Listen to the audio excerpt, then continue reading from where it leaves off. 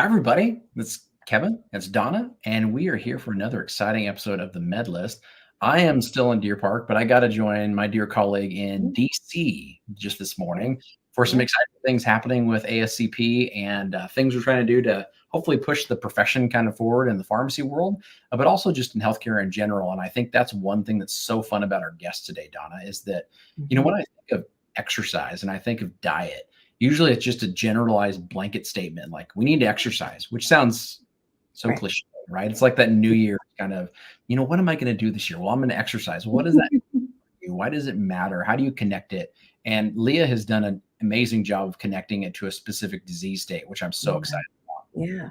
Absolutely. And I think, Kevin, it's just so important that we give people the benefit of the doubt too, and just know I want folks to know that anyone, no matter what your condition might be, there are probably some exercises out there to make you feel better. So we're going to dive into that and just know that just any certain diagnoses and things such as that doesn't mean that you're not going to be able to move and exercise.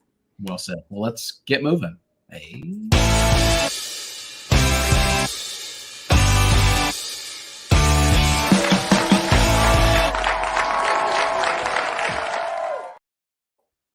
All right. Yeah, other things I'm trying to think, Donna, that are interesting of late. Exercise. Savannah has pushed me outside to do some gardening of late, so we've got a little bit of exercise with that. Savannah more exercise. Me, me more pontificating, like, hey, how are we going to set this garden up, and how am I going to water this thing, and all those other good pieces. So really, she's the maestro. I just try to do my part. Right. Other things spring wise in your area, Donna? Well, I have to say, I've been lucky enough to be in Cincinnati and now today in Washington, D.C. So spring has come early for me just because I've been on a flight a couple of times to get out of Massachusetts, where it's not quite as springy yet. But today looked really good when I called home for a little bit. But I have to say, coolest thing, which we're going to be talking about exercising, went to the gym here in Washington, D.C., where I'm staying. Coolest thing in the world. The gym itself had these huge, beautiful tropical green plants all throughout the gym. I was like, wow, I feel very oxygenated now. So it was pretty cool. Tropical exercise. So I like. yeah, among the equipment, huge flowers, huge greens. Well, So speaking of making exercise more fun, we have our incredible guest here, Donna. I'll let you kick it off. yeah. Yeah. And thank you, Leah. Thank you so much for being with us. And we have Leah Halloran with us today. And she is the owner of Leah Halloran Fitness, LLC.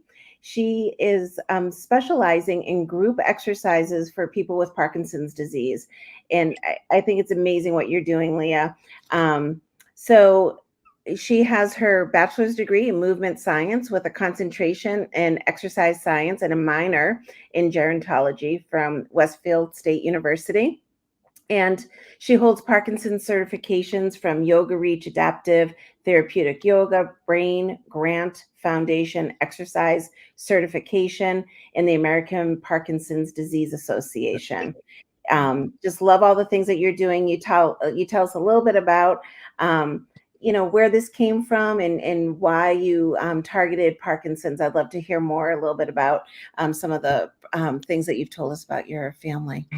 Yeah, so my grandfather had Parkinson's disease. And then when I was in college and studying exercise science, I learned how exercise is one way that you can help combat the symptoms of Parkinson's disease. So I was really interested in working with that population.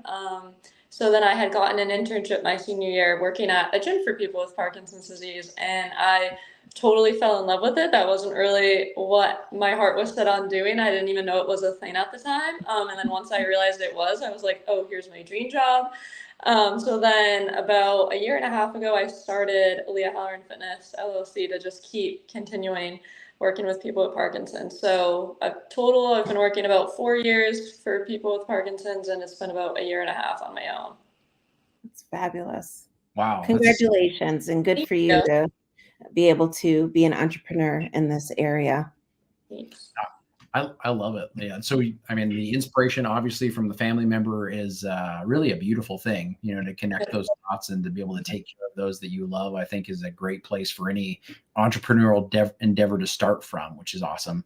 You got to tell me a little bit more when it came to like your educational pathway and understanding that exercise can be a major part of helping someone with this particular condition. Tell us a little bit more about that. How do you connect the dots to think, we do need movement, we do need exercise, and it has to be personalized? Yeah, so Parkinson's disease, for those that may not know, it occurs when the dopamine, the cells in your brain that create dopamine, which is the chemical mainly responsible for movement, it does help with other things as well, but movement's the main one. Um, when those cells die or they just stop working, then you have a really low amount of dopamine, which makes it really hard to move your muscles. So Parkinson's can affect all the muscles that you think about moving, like your arms and your legs, like when you're walking and you have to think about doing that. And it can affect all of the things that you don't think about doing, like digestion and breathing. So it really can affect your daily living. And then exercise is just a natural way that you can increase your dopamine levels. So it's really important for people with Parkinson's because they already have such a low amount of dopamine, but then they also get all those added benefits that you and I and everybody else who doesn't have Parkinson's also will get. So it's just kind of a bonus on top. And then it does help you kind of think about walking more and practice that. It strengthens your muscles and your bones. So that way, if you do have a fall, you recover faster, you may have less falls. It helps with your cognition. And then socialization for my classes, they're exclusively for people with Parkinson's disease. So it really does help, like you're working out with people that might have some of the same movement issues as you. So it's not embarrassing. It's not like, hey, why is this person kind of shuffling? Why do they need to take a break right now? How come they have to stop and take some medicine to kind of get themselves going? Like everybody kind of knows what's going on. So that helps too a lot. You touched on so many points right now, Leah. It's amazing. You've really hit so many areas. Go ahead, Kevin. I don't want to. Yeah. No, I think that the next piece for me, really, Leah, after describing like what's the disease state, kind of the manifestations, some of the things that you're trying to avoid for individuals, is really to go back and explain a little bit, like you're saying, with dopamine being one of the major players in connecting dots on this particular movement disorder. When you were looking, and when Donna and I often evaluate therapies, right? We're trying to see how beneficial is a therapy, how long will it last, what are some of the side effects related to it, a cacophony, I guess, of information to pull in there. But for you, when you were designing these exercises and you were laying out this exercise regimen, what were you trying to evaluate on why you're incorporating certain things, and what were you measuring to make sure it was successful? Well, a lot of the things that we focus on are just daily movements because those are the things that are going to keep people safer when they're in their houses and they're walking around or they're out and about getting to appointments. So we do a lot of footwork, and because a lot of people have trouble with the shuffling or like swinging their arms when they go to the doctor, a lot of times that's how they evaluate kind of the progression of the disease or how they're doing is how they are at walking, keeping their head up when they do different exercises, because a lot of people tend to look down and then that tends to throw your balance off, hurts your neck, your posture is not as good. We try to strengthen the core so that way when your muscles get really tight or you start to get weak from just them not cooperating, it kind of helps keep you up. You're already thinking about it, practice it multiple times a week. We also like to practice lifting weights so that way your bones and everything is a little bit stronger, as well as thinking about what you're doing. We do a lot of exercises that aren't just squats. It's like squats with the bicep curl. So that way you're thinking a lot. Yeah. Oh, I love that. So when you're really targeting all these particular things, what are you measuring? Leah, for an individual client that comes in and needs help, what are you measuring for them to track for progression? So I don't really measure the progression because it does really vary day to day. So people can come in and maybe not really be able to walk through the door at the start of the class, but then either their medicine kicks in or they start getting going a little bit, and then their dopamine shoots up, and then it's like night and day when they're walking out. And then sometimes it's the other way around. They come in, they're ready to go, and then they get a bunch of energy out, and they're kind of like, okay, I need to take a break. I used up all my energy, and then benefits later on in the day. So I don't really try to do like when you go to PT and they give you different tests and stuff. That's more for when you're at physical therapy. I just have them come in and say, okay, we're going to do the best that you can do today in this minute. If your legs are getting tired, we'll take a break and you can jump back in. Donna, I've got to pass it to you because that Yeah. timing question is a big one that I'm so curious on with Leah for dopamine agonists. So, so you're going to pass it to me for this? That's great. No, what I was curious about, and it does talk about the whole, medications and the on-offs and et cetera. Do you hear that patients will say being able to do these exercises, et cetera? Do you hear them say that when they're at the doctor's office that, they're impressed with how well they're doing? Do they need a lot of adjustments for their meds compared to other patients, where we know, like, if the dopamine is kicking in a little bit more with the movement, I'm assuming that maybe their doses don't have to be so high. But we also have different types of dosing too of medication. Some are immediate release, some are long or extended release. And we can play with that as, pharmacists and as providers. We would make suggestions to the providers, but I've had folks take medication so many times during the day that they haven't even been able to get like a good therapeutic effect. And I'm like, well, you're really not taking the medicine correctly. You should be taking more, especially the extended release, more at one time and not quite so often if it's the extended release, for example. So are you finding like there's some fine tuning, but patients are actually doing better and maybe less meds and maybe talking to their doctors more about their medicines too? Yeah, it definitely depends on the person, right? So I try to tell people like you still need to take your medicine if that's what you need to take. Exercise can help you take less. It just depends on the person. Depends how much you're exercising. It depends what your body needs. But I have had clients tell me that they don't have to take as much, or they maybe were taking medicine every couple hours and now they can go a little bit longer, especially if they worked out that day. So it does depend on the person, but I have seen people tell me that it does help. And exercise a lot of times can help with tremors too. So sometimes it just makes life easier that way. Wow. Yeah, there's so many metrics that I can think of, Donna, that we'd want to be able to say, like, what is being impacted positively by what Leah is doing? Not only on off times, which those terms like on and off for Parkinson's patients are typically like when is their movement going well when they're taking a dopamine agonist versus when is it not going as well, when are they having more of the tremors and slow movements, et cetera, that are causing issues for off time. So I think those make a lot of sense to measure, but the mental health aspects of just being able to get through your day, feeling better about your movements and your capabilities, throughout the day. When are you taking meds? When are you not taking meds? Are your doses being escalated or not? So that really leads to my question here, Leah, is when we're thinking about someone doing physical therapy, sometimes we can have pain management, like before they start physical therapy, we put them on their medications so that their pain is reduced so they can do potentially more. Like that is one like train of thought, right? That can happen. For you, when it comes to the timing of these medications and then exercising with you, do you have it varied so people are at different like stages of their dopamine release from a exogenous source, or do you usually want them to take their dopamine X number of hours prior to coming and seeing you? So I usually don't advise people like when to take their medicine or when not to. It just depends. Like in the morning, some people find that they need it as soon as they wake up and they tell me, hey, I took a pill this morning, but now I feel like it's wearing off. So I'm just warning you, my movement might be a little iffy, because they can usually feel it and give me a heads up, or you can tell by their walking pattern gets a little funny, or they start kind of drooping a little bit in their posture. So you can kind of pick up on that when it's going down, or sometimes it's vice versa. People take it when they're walking into the class and they know it's might not start the first 10 minutes of class, but it might kick up right when they need it to when we get to the harder stuff. So it is kind of all about what med they're taking, whether it's the quick release or the one that kind of takes a little bit more to kick in. Yeah. And it kind of depends like what we're doing that day too, and how they're feeling when they wake up in the morning. Thank you for answering all of our nerdy like drug questions right off the bat there. Yeah.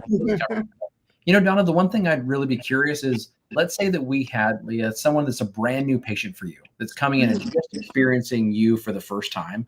Like, Yeah. one, what can they expect, and what do you do with them on day one to be able to get them into the program and get things set up? Well, day one, what I really try to tell them to do is just to talk to everyone and kind of make a friend. Usually when you make a friend in the class, you want to stick with it, and that's a big part of it, is just getting there every day, even just getting into the room. You're not at home sitting in a chair. You made it to a class. You made it outside of your house. And then it gives people a lot more motivation to come to class, try harder. A lot of times they get competitive and want to do something better than their friend. And then we do boxing. So I try to have people not be intimidated by that. A lot of people, it's their first time punching a punching bag. So I just kind of say, you know what, it's kind of fun to punch a punching bag. Like, just get into it. We do numbers with it, kind of like Rock Steady boxing does that too. It really helps you work your brain. So I yell out different numbers that are coordinated different punches. And that is very intimidated when you walk in the door. And then same thing for exercises. If we're doing a really hard exercise, I try to break it up for them a little bit. A lot of people have done exercises at some point before, but not everyone. Yeah. Wow, that is so fun. I know. I think they must be so inspired with you being there. You sound like you are just so welcoming and just wanting them to feel better, be better. And I know, Kevin, we said we're not going to talk about medicines necessarily, but I do have another medicine question. So sorry. So what I'm thinking is when, so Parkinson's itself, like basically we treat symptoms, and there's so many issues with symptoms in general. So with that said, if we're looking at the many medicines that someone with Parkinson's is taking, they're taking it for so many different things, not only for this movement, but like you touched upon, maybe for depression, or they can't sleep, right? So there might be that. Sometimes there's issues because of the medicines. There might be constipation issues and other types of things.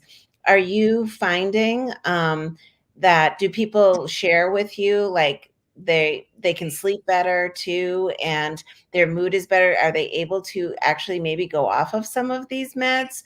Or are you hearing some that, might say, oh, I never needed those. The doctor's been asking me about my mood or whatever, and this has really helped? Yeah, so I do hear some of the conversations. They usually don't talk to me about it. They actually end up talking to each other about it and kind of comparing, like, what doctors do you like? What do you do when this happens to you? So I do hear a lot of that in class, and that is one big piece of the camaraderie that comes out of it.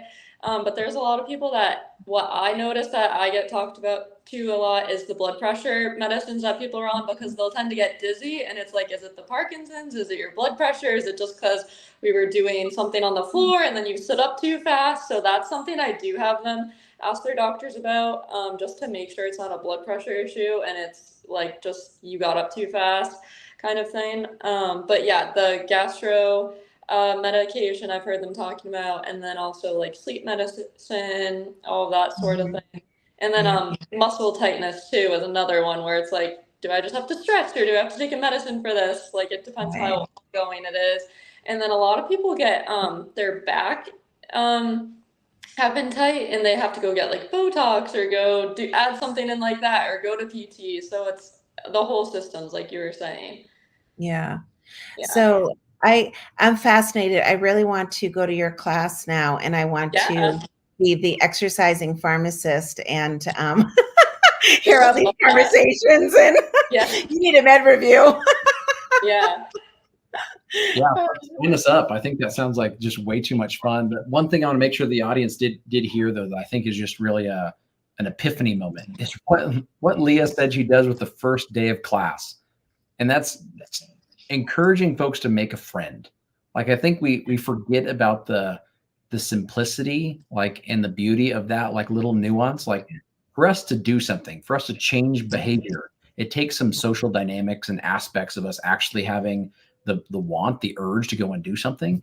And so I think if anybody's starting a new exercise regimen, if that is specific to Leah's class members or folks that are doing other things, finding someone there that you can connect with or go with and make it an experience in that way can really help with the longevity. Another one, shout out to Uncle Steve.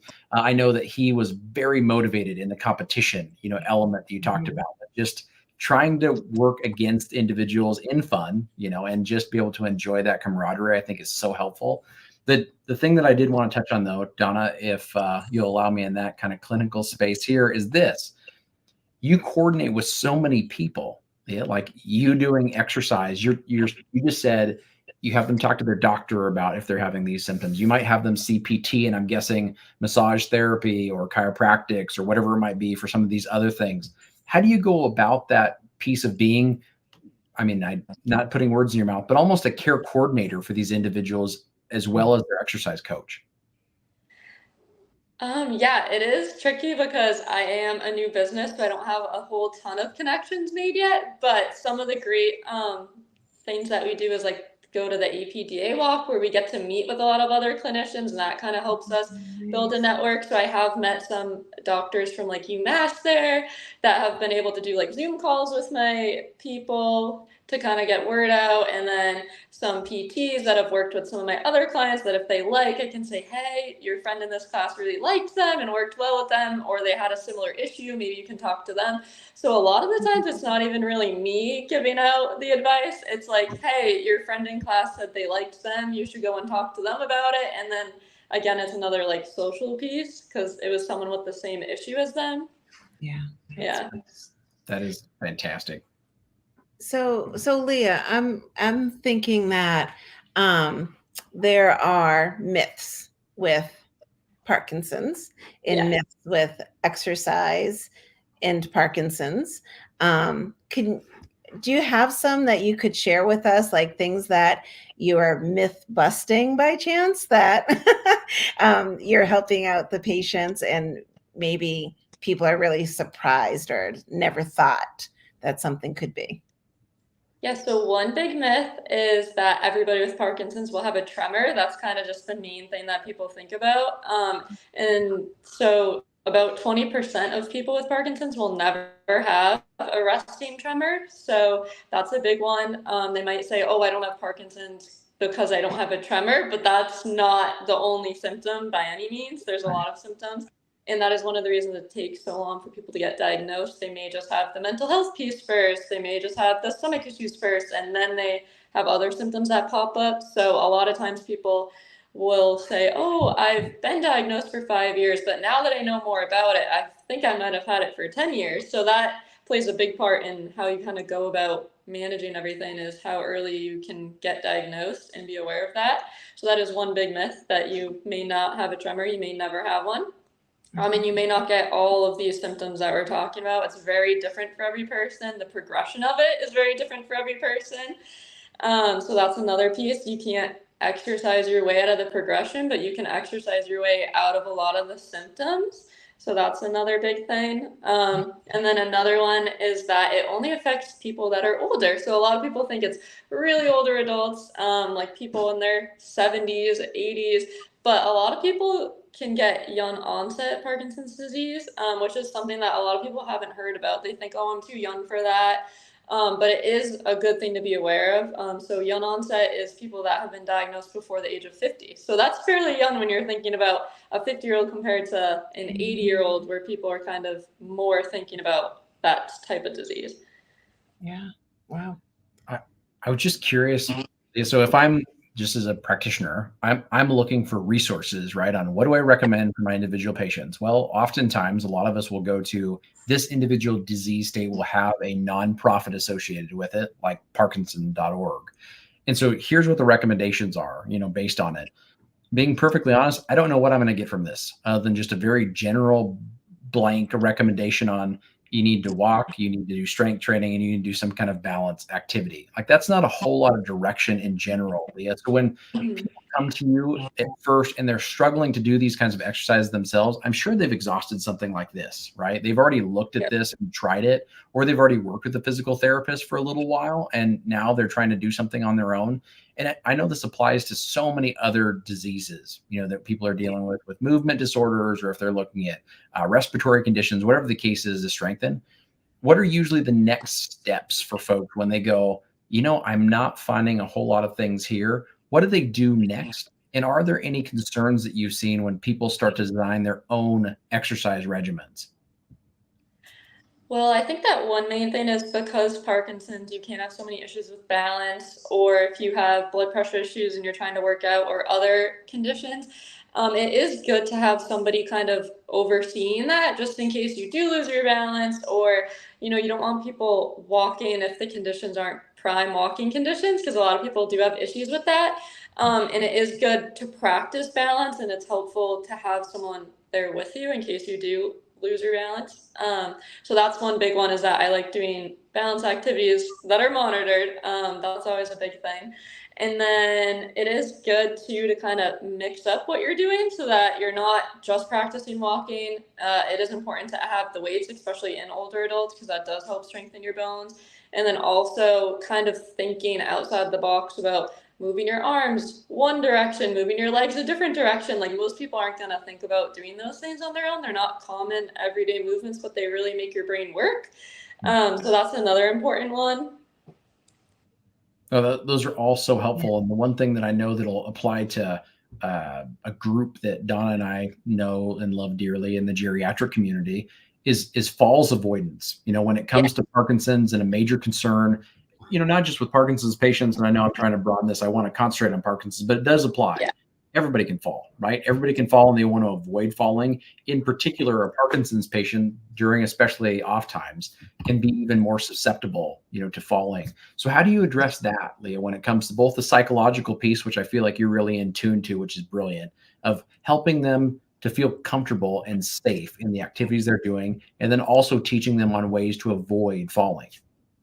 So I do like to show a lot of progressions and regressions of each exercise that I do, especially on my Zoom classes when I'm not in person with someone, and able to say, hey, your legs look a little tired. Do you want to do it in the chair? So that way they can just decide for themselves how they're feeling. So I do like to try to make every exercise something that you can do in the chair, or you can tap instead of kick today. If you need to do that, you can, squat, or you can just do high knees. You can do a little tap. Some tricks that I like to give people are, if you think about stepping over something, that always makes your feet move bigger. And then also, if you get stuck, a little trick is, if you think about a song that you like, and you start thinking about it in your head, it kind of tricks your body into feeling like, oh, I'm stuck, I can't move. So those are two little tricks that tend to work for people that you can almost do anywhere, any place. Wow, the music connection, Donna. I mean, I love that you have a daughter that is intimately involved in that space and have a musical family. So I love the way the music often connects us to movement in so many cool ways. Yes. The, Yeah. the one thing that I don't know if I froze for a second, but the one thing I was going to ask you, Leon, on that side, before I pass it to Donna, is you mentioned that assistive devices, right? Just like thinking of stepping over something. And I remember a lot of the times I was really blessed that I had an instructor in school that would bring in patients, and they would show us all these incredible creative things that they've done with assistive devices to make life easier to live. And I'm sure your answer will probably relate to this as well. It's probably between your clients, like one client to the other's like, hey, I use this and it works great for me. But have you run across things that you're like, this has been really a game changer for folks to be able to use a device like this or a technique like this? So some people have shown me that they have walking sticks and they almost look like ski poles. You can change out the bases on them, which I think is really cool for if it's slippery outside. If you're going on a hike, you can get ones that kind of dig into the ground. It's almost like having a cane bottom too, if you want to switch it out to just walk on a regular floor. But it's awesome because you have one in each hand and you can adjust the height. So that's a really good one. They're not too expensive compared to like some of the big wheelchairs and walkers. There are some walkers now that are made for people with Parkinson's that have little like lasers on them, the super fancy ones. So that way, if you do get stuck, you can turn on the little laser and that'll kind of give your brain something to step over, which is really cool. And then they have ones with different things to squeeze on them, because sometimes people might have trouble with their hands squeezing the thing to get the walker to go. So those are just a few cool things I've seen. Super helpful. Awesome. Super helpful.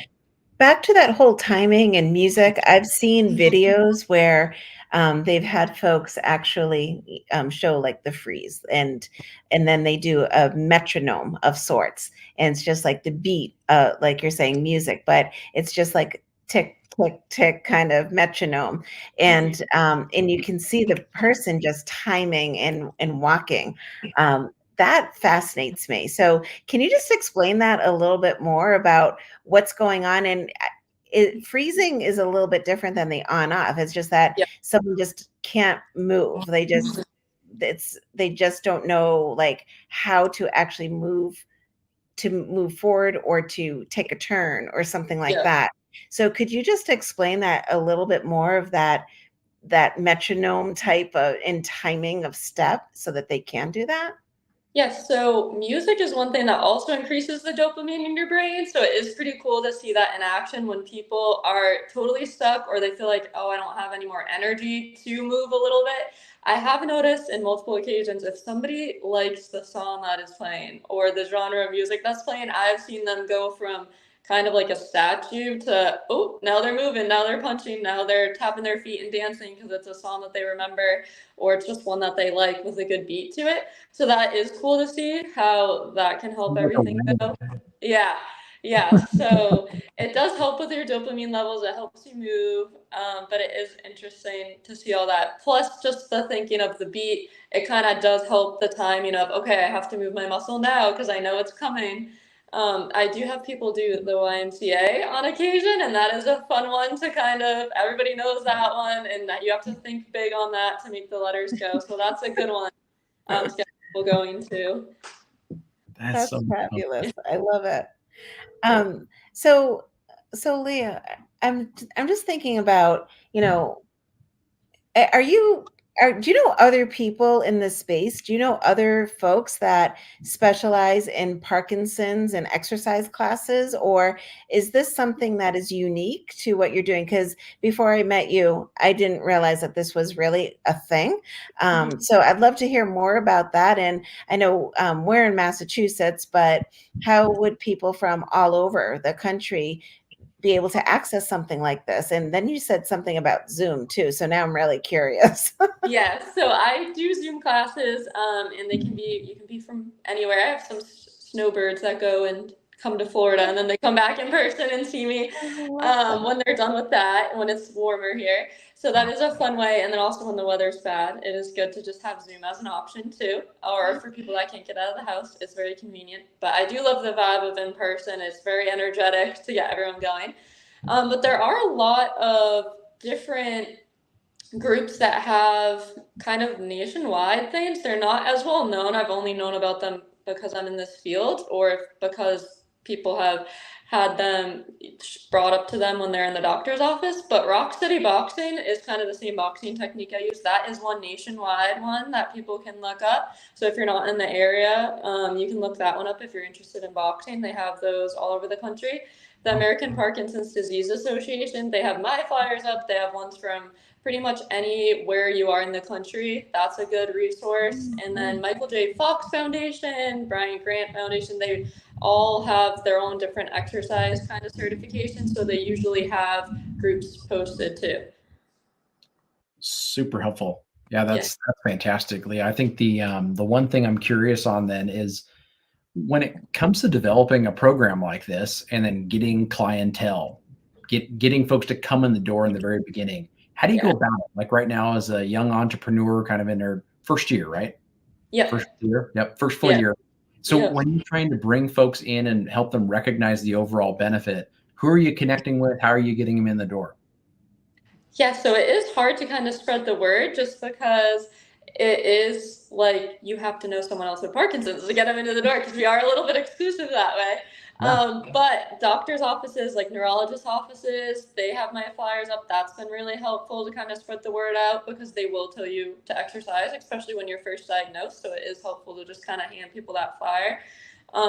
PT offices, they also will tell you to exercise outside of just doing PT, and it's also good for socialization, like we were saying. So they have mine up. Mostly it's been connecting with different clinicians and then groups like the APDA that are more charitable groups. That's been helpful too to kind of spread the word out. And then clients, honestly, I've had a lot of people just be walking with my t-shirt on and someone stops them and they say, hey, like you box, like that's pretty cool. Or you have Parkinson's, you know what that is? And they're like, yeah, like why don't you come in? So that's also been really great too.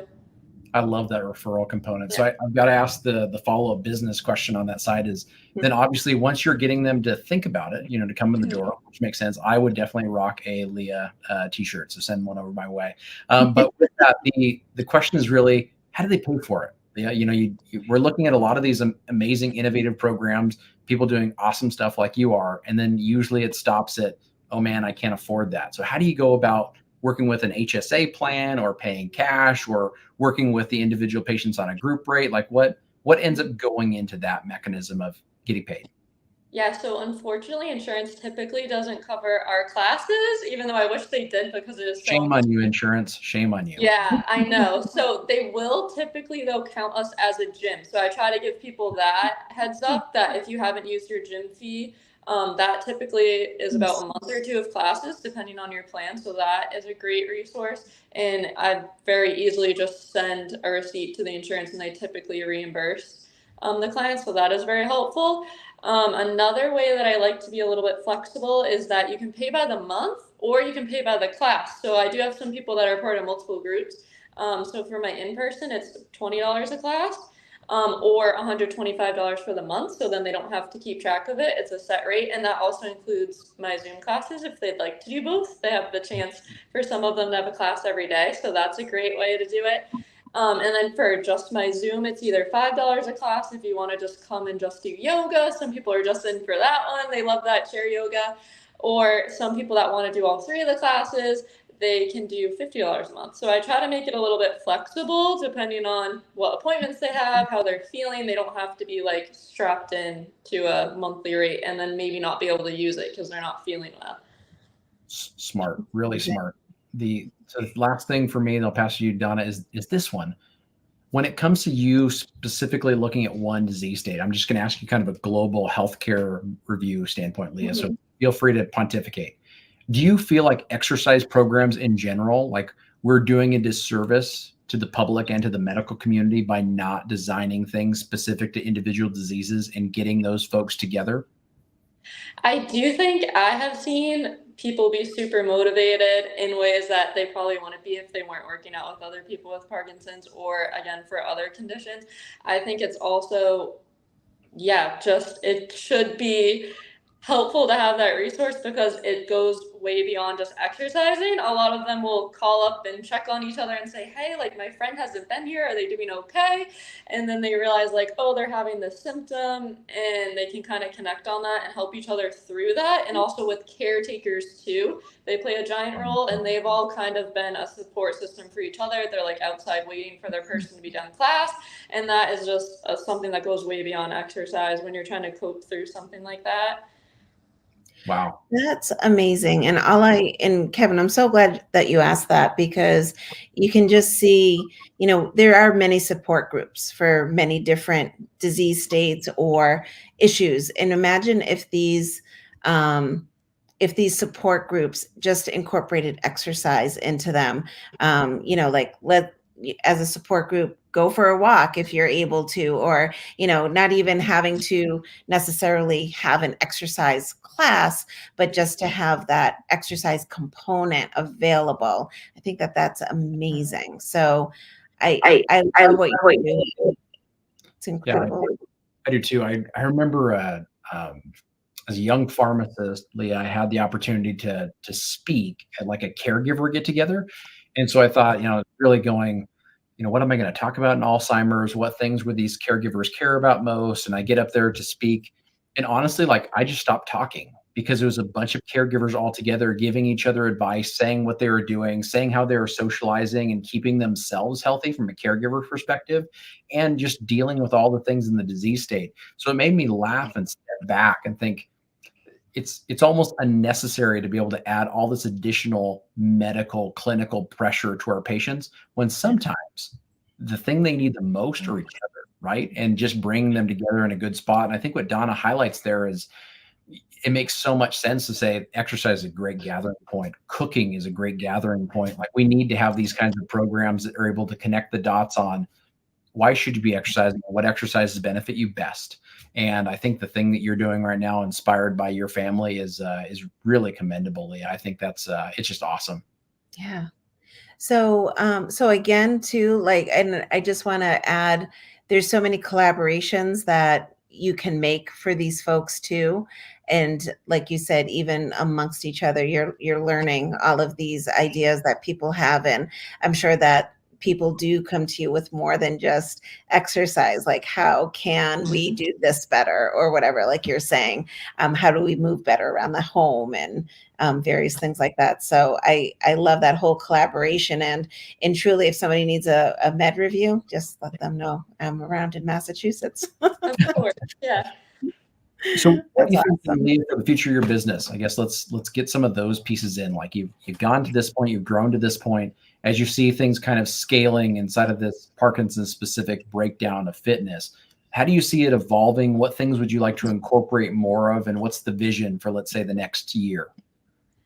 Well, I would like to incorporate more get-togethers and more classes, especially in the Worcester area. We have a smaller group out there. I have a bigger group out in Southampton right now, so it would be awesome to add some more in-person classes, especially since COVID kind of stifled that for a few years, especially for a clinical population. They had a few years where they couldn't really get together, or they couldn't get together as much. So I think it is really great to kind of be like, we can be in person again and we can have these big gatherings again. And we're still kind of getting used to that. So that's been really great. I love in person, and I do love the Zoom too. So I would love to grow that maybe to more than just Massachusetts, my snowbirds and beyond. That would be great too. It's awesome. I love it. I'm thinking, like, when it comes to Leah's business model overall, Donna, like there's so many, like, you know me, there's so many things that I'm just thinking about. Why can't we get this integrated in these X, Y, and Z models, for us to be able to send someone down this line, especially for discharge planning and the costs of overall care, and the thought that, now our US healthcare system is doing a home hospital and a home health model, overall push throughout CMS and other bodies, from a payer perspective. Makes so much sense that something that Leah here would be incorporated more individually. The other thing that it makes me think of is, when it comes to senior care centers and some of these activities directors, Donna, you and I have talked pretty actively about, what are we doing in assisted living facilities? Having someone to be able to come through either on Zoom or otherwise to connect folks to other individuals in the community with similar disease states and struggles, and to connect them socially, just as well as the exercise regimens being very dedicated to their disease. It all makes so much sense, that that's something that we should be doing and should be preparing forward. Any other thoughts, Donna, that come in? I think healthcare needs to get unstuck, right? Just like our Parkinson's patients, they get unstuck by doing, this whole metronome and let's keep this moving. And like, why aren't we doing that? Why aren't we trying to progress? And I think it's amazing. And I just love the fact, and, I'm going to throw in the med list side. Like, why would we have someone for that does exercising for Parkinson's on our show, Kevin? And it really is to really help people to make certain that they're getting what they need and optimizing so that they get a good quality of life. And that is so near and dear to us. And if we can reduce some of the issues and some of the symptoms and lessen meds for these folks, better quality of life for them, and they can stay at home instead of progressing on. So one thing I wanted the audience to make sure that they heard there when Donna was saying it, which is a big connection point, is usually if we're trying to evaluate medications, and Leah, I'm sure you know this quite well, but when we're evaluating medications, we're always trying to balance it with the undertones of, are they eating right? Are they sleeping well? Are they exercising, right? Those things are like, are those base level things happening so we can help go, well, the difference is they're taking this dose versus this dose. If we don't know if they're exercising or they're eating right, those things, or sleeping well, those things need to be addressed first. Like, those are the first elements to be able to take care of. So knowing that one of my patients, one of Donna's patients, is seeing Leah and they are exercising and doing well, that makes things more clear as a clinician how to be able to help and how to change therapies overall. So to all those listeners on the patient side, you being active in your care outside of just taking your meds is a big help to your clinical team. Go ahead. Just one more quick thing, Kevin, is there's a big drive for aging healthy, right? And so there's a big drive for the 4 M's, and that means what matters most for our patients. It means mentation, so cognition, and are people able to consider to, think and move and, think cognitively, and socialization totally helps with that. Leah, you're doing all of the exercise mobility for these folks, and then medication is the other.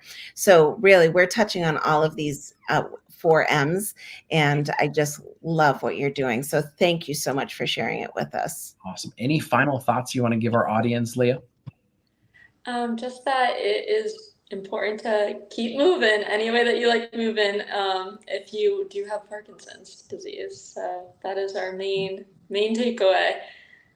Amazing. Well, excited for you, Leah, excited for your career and the things that you're doing for your patients. I'm sure that your family is very proud. So that's awesome. Everybody that's listening, you guys can get a hold of us or connect with us on LinkedIn, Facebook, YouTube, Spotify, and Apple. And so go ahead and subscribe there, like there, and follow, and see more great folks just like Leah talk about what's going on around the med list. All right. Well, thank you guys so much. Have a beautiful rest of the day. Yes. Thank you.